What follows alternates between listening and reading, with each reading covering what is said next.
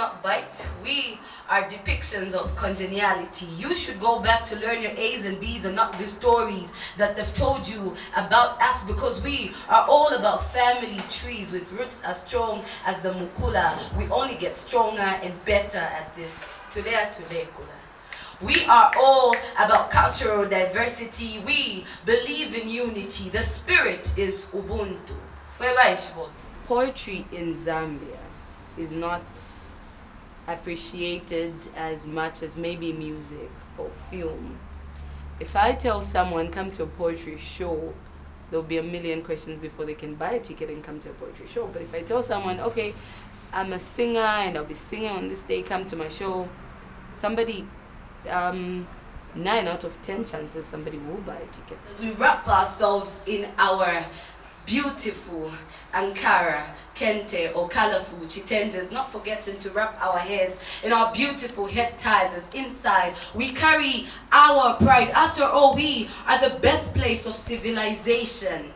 We are not the fossils of a sunken city. We are not a dark continent. You call us a dark continent. We're not made out of darkness, and we do not climax on a dark night. We are Batman.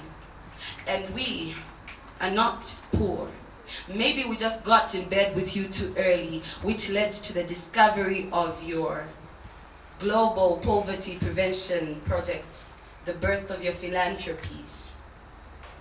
You see, who needs chains for the 21st century slave? Benevolent slavery is a mind game that makes you believe that emancipation is an ocean of imagination that you can walk in but never get wet.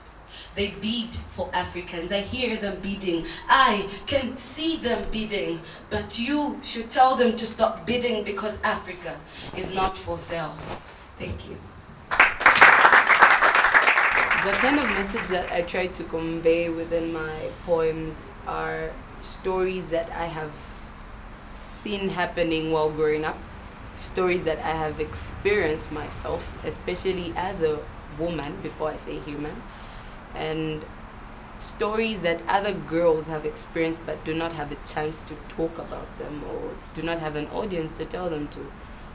So those are the stories that I want to put out, so that a girl who's coming behind me will find a path that was paved already, a story that has at least been started being told, so that they can continue from somewhere. But at the end of the day, I want to relate to a very ordinary Zambian girl, such that they can look at me and be like, okay, I feel what she's feeling, I've been through what she's going through, or she's talking as if she's talking about me. I want to be very relatable in the stories that I tell. It's funny that as women, we meet somewhere, regardless of where you're coming from. Whether you're a woman from the UK or a woman from America, from Zambia itself, a woman from South Africa, we meet somewhere.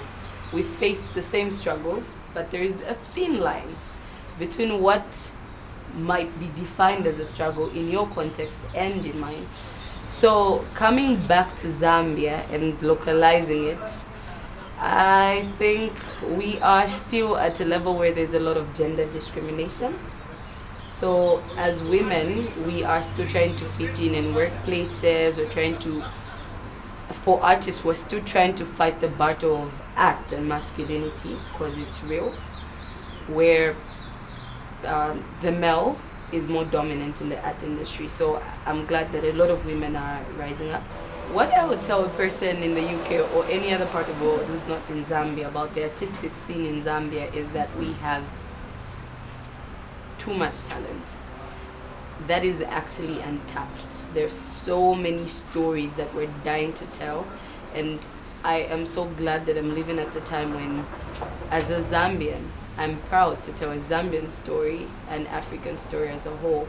So the artistic scene is one to look out for, because there are so many stories from us that have not been heard, that have also been told wrongly.